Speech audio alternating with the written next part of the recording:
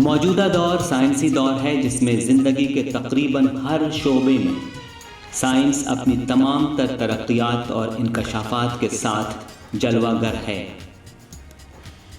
دیکھا جائے تو ہر سائنسی ایجاد کے پیچھے کسی سائنسداں کا دماغ کار فرما ہوتا ہے جو اپنے گرد و پیش میں پھیلے ہوئے بے شمار پیچیدگیوں کو اپنے طور پر حل کرنے کی کوشش کرتا ہے، اور اس کوشش کے دوران وہ ایسی عجیب و غریب اور دلچسپ مفید معلومات بھی فراہم کرتا ہے جو بعد میں عام لوگوں کو سائنس کے نکات اور حقائق سمجھنے میں مدد دیتی ہیں۔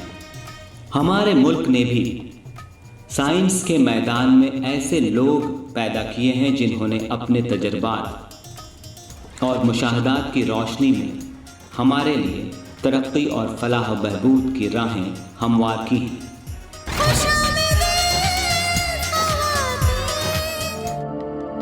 خوش آمدید خواتین کے اس ایپیسوڈ میں آپ کی ملاقات بنگلور کی سائنسداں ڈاکٹر لکشمی سیتا سے ہوگی۔ Doctor Lakshmi Sita Indian Institute of Science Bangalore سے منسلک رہی ہیں اور نسیج پروری یعنی ٹیشو کلچر پر اپنا تحقیقی کام انجام دیا ہے۔ آپ کا یہ تحقیقی سفر کیسے شروع ہوا؟ مجھے میری تحقیق پر کئی قومی اعزاز و انعام سے نوازا گیا، جیسے پروقار biotechnology senior women scientist award, Vasvik award ملا۔ مجھے انڈین انسٹیٹیوٹ آف سائنس نے بھی ریسرچ ایوارڈ سے سرفراز کیا۔ میں آندھرا پردیش کے ایک چھوٹے سے گاؤں کی رہنے والی ہوں۔ 10 بچوں کا کنبہ تھا اور میں خاندان کی 7ویں سنتان تھی۔ تب BSc تک کی پڑھائی کے لیے ایک ہی کالج تھا۔ میں نے 18 سال کی عمر میں گریجویشن کی تعلیم مکمل کی۔ اس کے بعد آندھرا یونیورسٹی گئی اور وہاں سے پوسٹ گریجویشن کیا۔ میرے شوہر بھی PhD تھے اور وہ UK کے لیے جانے ہی والے تھے۔ چنانچہ تب میں نے سوچا کہ تعلیم جاری رکھنے کا یہ بہترین موقع ہے۔ پوسٹ گریجویشن کرتے ہی میں ان کے ساتھ چلی گئی اور مینچسٹر یونیورسٹی سے پلانٹ ٹیشو کلچر میں PhD کی ڈگری حاصل کی۔ تو یوں کہیے کہ میں بغیر کسی ارادے کے تحقیق کے میدان میں کود پڑی، جو آج کے دور کی واقعی لائف لائن ہے۔ اس طرح میری بنیاد ہی نسیج پروری یعنی ٹیشو کلچر سے شروع ہوئی۔ میں 1976 میں انڈین انسٹیٹیوٹ آف سائنس سے وابستہ ہوئی۔ تب اس وقت اور آج بھی پودوں کی نسیج پروری کافی مشکل ہے۔ ہوتا یوں ہے کہ جب آپ کوئی درخت دیکھتے ہیں تو آپ کو لگتا ہے کہ یہی وہ پودا ہے جس کی آپ کو تلاش تھی۔ یہ بیماریوں سے مبرہ ہے اور مدافعت کی طاقت رکھتا ہے، ساتھ ہی کافی رسیدہ اور پکا ہوا ہے۔ اب آپ اس کے پختہ ٹیشو کو کسی ٹیسٹ ٹیوب میں پالنے کی کوشش کریں تو بڑی مشکل پیش آئے گی۔ زخمی پودوں اور چھوٹے نمو پذیر خلیوں کو اگا کر بڑا کرنا ہمیشہ آسان رہا ہے، لہٰذا میرا دماغ پہلے سے جسمی جنینی ترکیب کے میکانزم کے لیے تیار تھا۔ سومیٹک ایمبریوجینیسس یعنی جسمانی خلیے، لیکن ان خلیوں سے مراد جینی خلیے نہیں ہیں، بلکہ کوئی بھی خلیہ جسے کسی بھی پودے سے لیا جا سکتا ہے، وہ کوئی پتی، پنکھڑی، کوئی ڈنڈی یا پودے کا کوئی بھی حصہ کیوں نہ ہو۔ اس میں بڑھنے اور ایک الگ پودا بننے کی وہی جینی تاثیر ہوتی ہے۔ اس ابتدائی مرحلے کو انجام دینے کے لیے ڈالیوں کی گرہ کے چھوٹے چھوٹے ٹکڑوں یا قلموں کو لگایا گیا۔ میرے نصیب سے 2 ہفتوں میں ہی خلیے خوبصورت جنین کی شکل میں بڑھنے لگے۔ لاتعداد جنین تیار ہو گئے۔ وہ عجیب و غریب قابل دید منظر تھا۔ میں نے جنین دریافت کر لیے تھے، لیکن اس کے بعد کا مرحلہ ان جنین کو بوٹوں میں पौधे को जड़ों और कोंपलों में परवान चढ़ाना था, लेकिन ये आसान काम नहीं था। काफ़ी तजुर्बों के बाद हम इस नतीजे पर पहुंचे कि बाज़ चीज़ें पौधे की नशोनुमा के लिए बहुत ज़रूरी हैं। उनके लिए मतलूब हालात बनाने में काफ़ी वक्त लगा। फिर पौधकारी के खातिर ख्वाह नताइज सामने आने लगे। मेरे लैब के अंदर टेस्ट ट्यूबों में संदल के ढेरों पौधे उगाए थे। फिर 2 साल तक हमने वो पौधे ज़मीन में बोए और उगाए। कुछ पौधे मैंने महकमाए जंगलात को दिए। फिर पौधकारी की ये तकनीक शाया होकर मंजर आम पर आई, इंटरनेट पर जारी हुई, लोगों की फरमाइशें शुरू हो गईं, मेरे मकाले की नकलें मांगी जाने लगी। इस तरह सैकड़ों नुस्खे निकाले गए। इससे मेरी इस तहकीक की अहमियत का अंदाज़ा लगाया जा सकता है। तुम्हारे दम से परोसा है शम्मे इल्म ओ हुनर, शम्मे इल्म ओ हुनर, तुम्हारे दम से परोसा है शम्मे इल्म ओ हुनर, खुशामदीद ख़वातीन। तो इसका मतलब ये हुआ कि ये अपनी नौयत का पहला We काम were the है। first ones to do this kind of studies यकीनन ये अपनी नौयत का पहला काम था, क्योंकि मादूदे चंद लोग ही ये काम अंजाम देने की कोशिश कर रहे थे। इस काम को सरअंजाम देने का हमारे पास जवाज़ था। हमारी दिलचस्पी इस बात में थी कि क्या हम ऐसा पौधा तैयार कर सकते हैं जो बीमारियों से मुदाफ़ियत की ताकत रखता हो। इसका ज़हनी खाका तैयार करना और तसव्वुर में लाना एक तवील अमल था। अंजामकार बरसों की मेहनत, मुख्तलिफ ज़राए से माली मदद और ग्रेजुएट तलबा की जमात की काविश से हमने इस तहक़ीक़ी काम की इब्तिदा की। अब ये टेक्नोलॉजी काफ़ी तरक्की कर गई है। जो लोग दिलचस्पी रखते हैं काम कर सकते हैं। फॉरेस्ट रिसर्च की कई तजुर्बागाहें मौजूद हैं और लोग बेसोचे समझे अंदाज में इस तहक़ीक़ की तक़लीद कर रहे हैं। जंगलात से मुताल्लिक़ तहक़ीक़ के इदारे भी महंगे हैं। जो लोग जंगलों में उगने वाले पौधों पर काम कर रहे हैं उन्हें परेशानियां पेश आती हैं। वो भी अब मॉलिक्यूलर बायोलॉजी के मैदान में आ रहे हैं। गर्ज़ ये कि ज़ाहिर होता है कि हमने इन पौधों की बिना डाली इन्हें शोबे के अंदर उगाया, बोया। यहाँ आकर मुआयना करने वाले उन पौधों को उनके इब्तिदाई मरहले से उनके पूरे शजर बनने के आखिरी मरहले तक देख सकते हैं। ठीक है, अब वो शजर बन गए हैं। क्या आप ये सोचते हैं कि पौधा सख्त लकड़ी से पैदा हुआ है? ये दूसरा सवाल है। उन्हीं दिनों एक ऑस्ट्रेलियाई साइंसदान यहाँ आई थी। वो मेरे लैब में 2 हफ्ते रहीं। खैर, मैं आपको बताऊं कि हमने कुछ पौधे महकमाए जंगलात को दिए थे। हमने नमूने के इस पौधे में बरमे से सुराख करके गूदे से कोई चीज़ निकाली। जहाँ तक मुझे याद आता है, शायद 7 साल गुजरने के बाद तो आपको सुनकर हैरत होगी, इसमें से संदल की भी भीनी भीनी महक आ रही थी। तब कुछ लोगों ने कहा, ठीक है, अगर ये पौधा इतनी तेज़ी से रसीदा हुआ तो इसमें महक भी इतनी ही तेज़ क्यों नहीं हुई। आपको मालूम होना चाहिए कि हमारा जो मकसद था वो हासिल कर लिया है। टिश्यू कल्चर में एक माहिर होने के नाते मेरा काम कसीर तादाद में ऐसे पौधे तैयार करने के लिए काबिल अमल टेक्नोलॉजी तख्लीक करना है जो बीमारियों से पाक हों। आप संदल की लकड़ी को एक कारखाने की तरह समझती हैं जहां सेकेंडरी मेटाबोलाइट्स और दीगर अद्विया बनते बिगड़ते रहते हैं। क्या इस बात की आप थोड़ी वजाहत करेंगी? that a certain maturity is required. पौधों में फिलवाक़या तेल पैदा करने के लिए एक ख़ास रसीदगी या पुख्तगी ज़रूरी होती है। ये सवाल इंतहाई अहम है। ये समझने के लिए काफ़ी तजर्बे करने होंगे कि आया उनमें पाए जाने वाले तेल को छोटे खलिए से हरकत में लाया जा सकता है या नहीं। यही वजह है कि मैं माली नुक्ताए नज़र से इसको काबिल अमल तसव्वुर नहीं करती हूँ, क्योंकि इसके लिए आपको ऐसे माहौल में काम करना होगा जो निबाती जरासीम से पाक हो, और ये बहुत मुश्किल काम है। नैसीज परवरी के दौरान खलिए की सतह पर इस मसले को समझने की कोशिश की।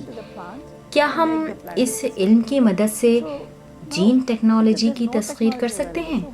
یعنی اس سے مراد نئی ٹیکنالوجی سے بیماریوں کو روکنے والے جین کی کلوننگ. یہ ایک بڑا تصور تھا. کلون کے لیے ان جینوں کو پودوں میں سرایت کر کے پودوں کو مدافع بنانا. جین کلوننگ کی کوئی ٹیکنالوجی تب دستیاب نہیں تھی. ہم نے کئی گریجویٹ طلباء کو ساری لیب ٹیکنیکوں کی تربیت دے کر اس کام پر لگایا کہ کس طرح جین کلون کیے جا سکتے ہیں. لیکن اسی دم ہم یہ دعویٰ نہیں کر سکتے کہ یہ مدافعاتی جین ہے، کیونکہ ہمارا علم بھی سائنس کی روح سے محدود ہے. بہرحال ہم نے یہ سیکھا کہ وہ چیزیں کسی طرح بنائی جا سکتی ہیں. اگر آپ ان جینوں کو علیحدہ کر دیں تو پھر انہیں آپ منتقل کر سکتے ہیں. آج ماورائے جینیات یعنی ٹرانس جینک فصل کے بارے میں سب نے سن رکھا ہے، یعنی وہ فصل جو جینی ترکیب بدلنے کی تکنیک یعنی جینیٹک انجینئرنگ سے اگائی جاتی ہے. پودوں کی نشو و نما کی ابتدائی حالت میں مثال کے طور پر ان جینوں کو ان میں داخل کر دیا جائے تو پودوں کے بڑھنے پر یہ فرض کیا جا سکتا ہے کہ وہ ریزسٹنٹ ہیں اور بیماریوں سے مقابلہ کر سکنے کے اہل ہیں.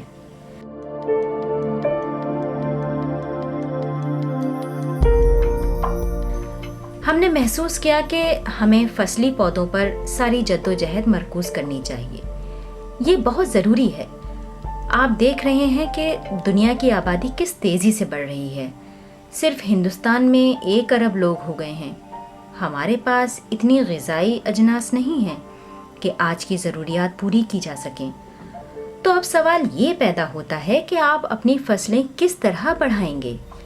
نہ صرف یہ کہ فصلوں کو بڑھانا ہے بلکہ انہیں بیماریوں سے بھی محفوظ کرنا ہے. تبھی آپ کی پیداوار اعلیٰ درجے کی ہوگی. اس نظریے سے مجھے مفید غذائی فصلوں کے لیے ٹیکنالوجی اختراع کرنی چاہیے. جہاں تک میری مہارت کا تعلق ہے تو میں جانتی ہوں کہ پودے کیسے اگانے ہیں، ان میں جینیوں کو کیسے داخل کرنا ہے. لیکن جن کے پاس پختہ جین ہیں، وائرس کو روکنے والے جین ہیں، تو وہاں مسئلہ حق املاک دانش کا آ جاتا ہے. ہر کوئی زیادہ سے زیادہ پیسے بنانے میں دلچسپی رکھتا ہے. کوئی بھی آپ کو وہ چیزیں نہیں دے گا تو پھر آپ اس مسئلے کو کس طرح حل کریں گے؟ میرا نصیب ہے کہ میرے کچھ رفقا وائرل بیماریوں پر کام کر رہے ہیں. انہوں نے وائرل جین کی کلوننگ کی ہے. چنانچہ شروع میں ہم نے سوچا اور ہم نے ماورائے جینیات پودے یعنی ٹرانس جینک پلانٹس تیار کیے. پودے میں کوئی مدافعاتی جین یا کوئی بھی پسندیدہ جین داخل کرنا ہے تو اس کے لیے ایک مرحلے کی پوری جانکاری ہونی چاہیے. آپ کو کوئی ٹیکنالوجی قائم کرنی ہوگی کہ اگر کوئی جین آپ پودے میں سرایت کرتے ہیں تو اس جین کی مجوزہ پودے کے تمام اجزاء سے مرکب ہونا ہے اور اثر افزا ہونا ہے، اور اس میں عرصی قابلیت اور خصوصیت بھی ہونی چاہیے. ان کی 2-3 نسلوں کا مطالعہ کرنا ہوگا. لہٰذا اس کے لیے ہم نے چھوٹے چھوٹے پودوں نیز جینوں کے، جنہیں آپ مارکر جین کہہ سکتے ہیں، ماڈل سسٹم تیار کیے. تب DBT نے اس شعبے میں میری مہارت کو تسلیم کیا اور انہوں نے خود سے ایک بڑا پروگرام شروع کیا جس کے تحت کچھ عام کھپت والی فصلوں جیسے چاول، کاٹن، ٹماٹر، لال چنے وغیرہ کے ٹرانس جینک پودے تیار کیے. ہمیں کاٹن کی ذمہ داری سونپی گئی. پہلے ہی سال کے آخر میں ہم نے کامیابی کے ساتھ وہ کام انجام دے دیا. پھر ہمیں وائرس روکنے والے جین دیے گئے. اسی دوران ہمیں قسمت سے ایڈیبل ویکسین یعنی خوردنی ویکسین پر بھی کام کرنے کا موقع ملا. دکھائی تم نے نئی منزلوں کی راہ گزر، دکھائی تم نے نئی منزلوں کی راہ گزر، خوش آمدید خواتین. تو آپ لوگوں کی سائنسی خدمات اس سلسلے میں کیا رہیں؟ You know how the human beings are. آپ جانتے ہیں کہ انسان کتنی ساری بیماریوں سے دوچار ہے، اس لیے ویکسین تیار کیے گئے. مگر آپ کو معلوم ہے کہ ویکسین تیار کرنے میں کافی خرچ آتا ہے، کیونکہ خون میں دافع مضرت اجزاء پیدا کرنے والے جوہر یعنی اینٹیجن سیل کلچر ہی میں بڑھتے ہیں اور ان کا خمیر بھی نہیں اٹھنا چاہیے. ان کے لیے کافی سازگار ماحول کی ضرورت پڑتی ہے. انہوں نے ماورائے جینیات ٹیکنالوجی کی اہمیت محسوس کی ہے. اس کا استعمال پودوں میں ویکسین جینز تیار کرنے کے لیے بھی کیا جا سکتا ہے اور آپ ایڈیبل ویکسین بنا سکتے ہیں. اس سے یہ ہوگا کہ آپ لوگوں کو جو غذا دیں گے اس میں خوردنی ویکسین ہونے سے غذا کا استعمال ان کے لیے اپنے آپ کو انجیکشن لگانے جیسا ہوگا. یہ تصور اس طرح آیا کہ آپ جانتے ہیں کہ جانور انسان کے برعکس پیدا ہونے کے 5 سے 10 دن کی مدت میں اٹھ کھڑے ہوتے ہیں اور چل کر فصل چرنا شروع کر دیتے ہیں. چنانچہ ہم نے بتایا کہ ہم فصلوں کے لیے کام کر رہے تھے اور ہم نے لال چنے، مونگ پھلی وغیرہ کے لیے ٹرانسجینک ٹیکنالوجی دریافت کی. جب فصلیں کٹائی کے لیے تیار ہو جاتی ہیں تو یہ نباتات جانوروں کے لیے چارے کے طور پر استعمال ہوتی ہیں. اگر لوگ لال چنے، مونگ پھلی کے پودوں میں ان جینوں کو سرایت کر دیں اور جب جانور ان کی پتیاں، کونپلیں وغیرہ کھائیں گے جو وہ عام طور پر چرتے ہیں تو ان چیزوں کو کھا کر وہ آپ سے آپ ویکسینیٹ ہو سکتے ہیں. الغرض کہنے کا مطلب یہ ہے کہ لال چنے اور مونگ پھلی دونوں میں ماورائے جینیات چیزوں کی ٹیکنالوجی قائم کر کے ہم نے ٹرانسجینک ٹیکنالوجی کو ثابت کر دیا ہے. دراصل میرے ایک ساتھی نے مجھے اس کے لیے درکار جین دیے اور ہم نے ان جینز کو شروع میں تمباکو اور مونگ پھلی کے طرز کے نمونوں پر آزمایا تو ہم نے دیکھا کہ جین پودے کے جینوم میں منتقل ہو کر سالم بن گیا. پھر سالماتی مطالعے کرنے پڑے. کئی گریجویٹ طلباء اور پوسٹ ڈاکٹر جیسے لوگ کام کر رہے تھے کیونکہ صرف ایک سسٹم دکھانا کافی نہیں تھا. جتنا زیادہ سے زیادہ چھوٹے پودوں کا معائنہ ممکن ہو سکتا تھا کیا گیا اور دیکھا گیا کہ کن پودوں کی وضع بہتر ہے. جیسے ہی ہمیں علم ہوا کہ پروٹین تیار ہو گیا ہے تو پھر ہمیں یہ جاننا تھا کہ آیا وہ پودوں کو بیماریوں سے محفوظ رکھنے کا اثر پیدا کر سکتے ہیں. تو کہنا یہ ہے کہ اس تحقیقی کام کی بڑی اہمیت ہے. جب مہارت اس سطح تک آ گئی تو پھر ہم نے اپنے ساتھیوں سے بات چیت کی اور انہوں نے جانوروں پر تجربہ کیا. ان جانوروں میں پروٹین کو الگ کر کے انجیکٹ کیا گیا جن میں مضرت کو دفع کرنے والے اجزاء سب سے کم دیکھے گئے تھے. یہ ابتدائی مرحلہ تھا. ہم نے دکھایا کہ یہ جانوروں میں بیماریوں سے محفوظ رکھنے کا اثر پیدا کر سکتا ہے. جہاں تک ہم سمجھتے ہیں یہ ایک بڑی پیش رفت ہے. تمہارا شوق تجسس ہے قابل تحسین.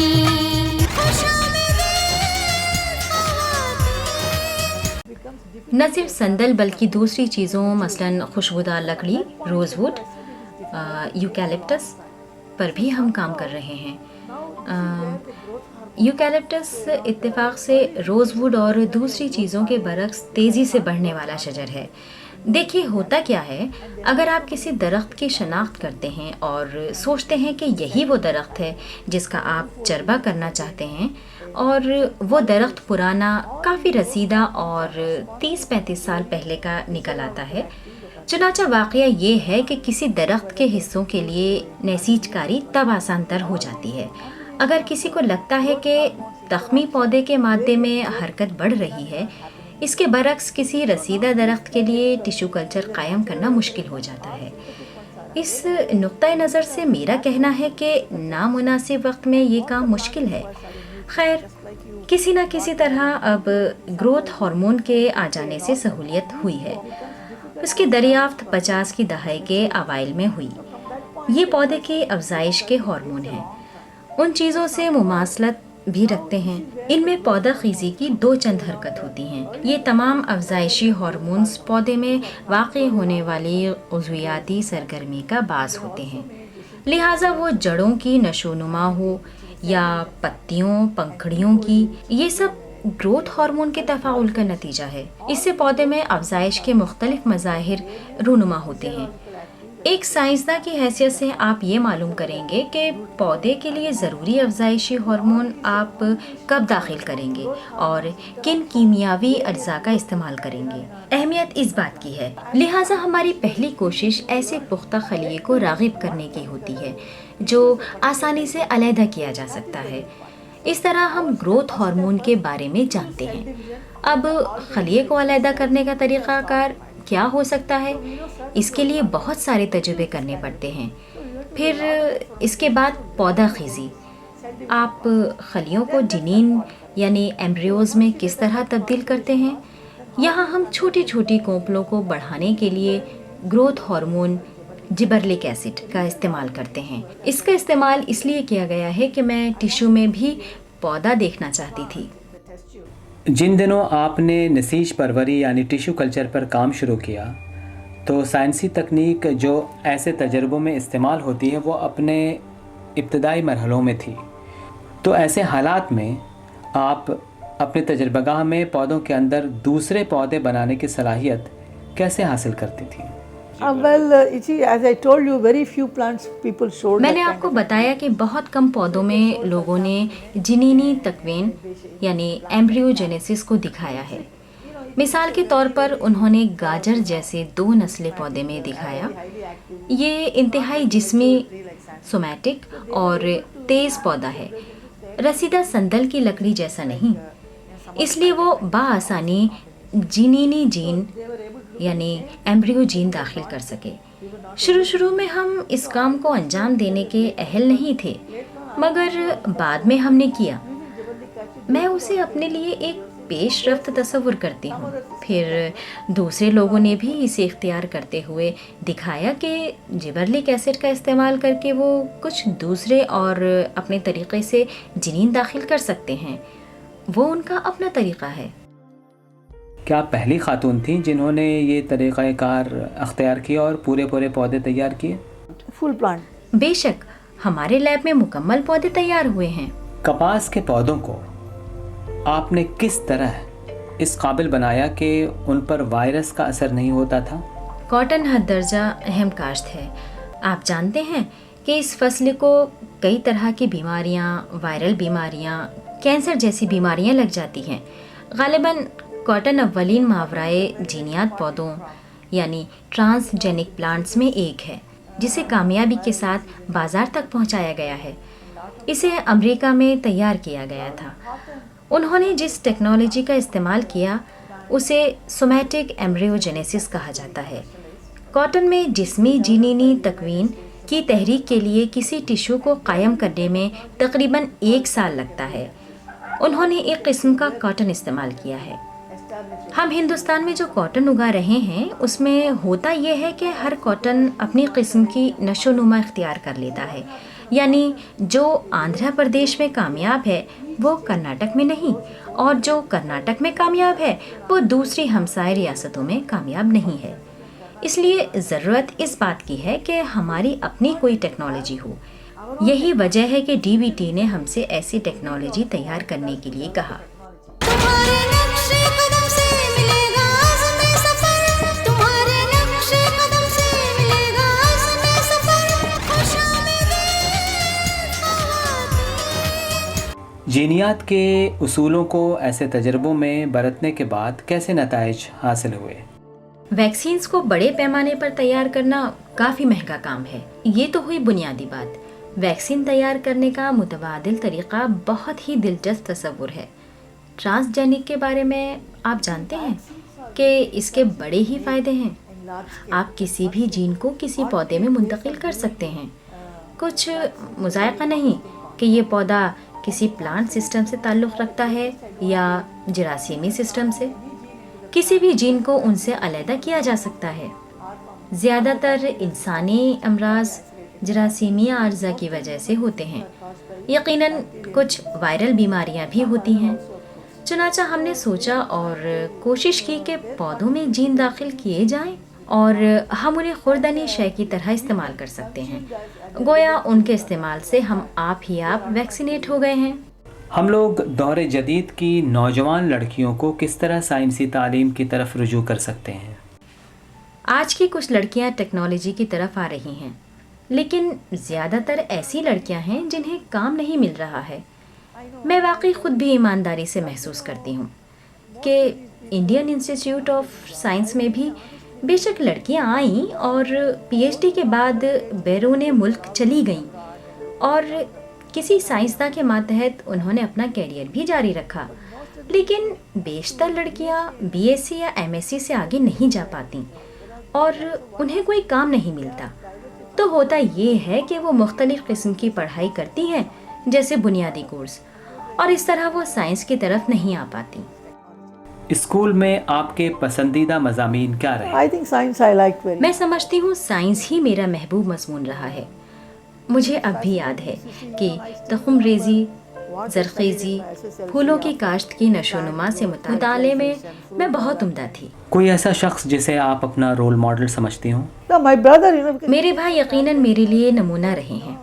انہیں سائنس کا بہت علم تھا اور وہ سائنس کی باتیں کرتے تھے۔ عام طور پر میں اپنی زندگی میں ہمیشہ یہ پسند کرتی ہوں کہ میں ایسے لوگوں کے درمیان رہوں جو سائنس کی باتیں کرتے ہیں۔ آپ کی زندگی میں کون سا وہ لمحہ تھا جب آپ کو سب سے زیادہ مسرت حاصل ہوئی؟ I'm مجھے happy. خوشی ہے کہ مجھے سائنسی تحقیق و مطالعے میں کچھ کرنے کا موقع نصیب ہوا۔ میں نے کبھی تحقیقی سلسلہ نہیں روکا اور نہ ہی کسی نے مجھے کہا کہ یہ کرو وہ نہ کرو۔ مجھے پوری آزادی ملی اور میں نے اس کا بھرپور لطف اور فائدہ اٹھایا۔ کوئی ایسا شخص جس نے آپ کو بہت متاثر کیا ہو؟ Yeah, actually one of my colleagues, Professor Harit Chandra, جی بالکل، وہ میرے ساتھ کام کرتے تھے، پروفیسر شرت چندرا۔ وہ بڑے مفکر اور بڑے سادہ انسان تھے۔ وہ ہمیشہ ہمارے ساتھ ہماری مشکلوں کو سنجیدگی سے ہمارے مسئلوں پر سنجیدگی سے غور کرتے تھے۔ ان سے میں کوئی بھی بات کر سکتی تھی۔ وہ صحیح معنوں میں جانتے تھے کہ سائنس کیا ہے، نہ صرف یہ کہ اپنے شعبے میں بلکہ کلیاتی طور پر۔ تمہارا شوق تجسس ہے قابل تحسین، خوش آمدید خواتین۔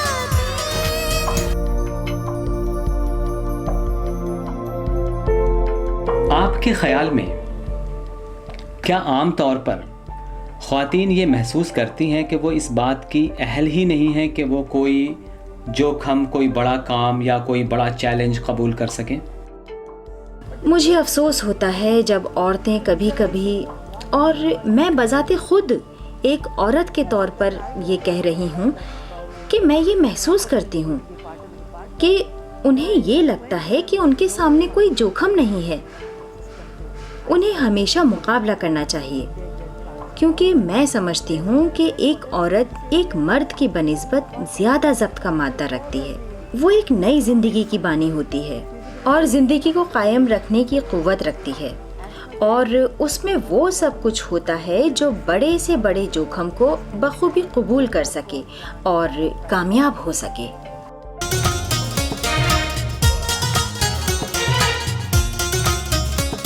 خوش آمدید خواتین، خوش آمدید خوش آمدید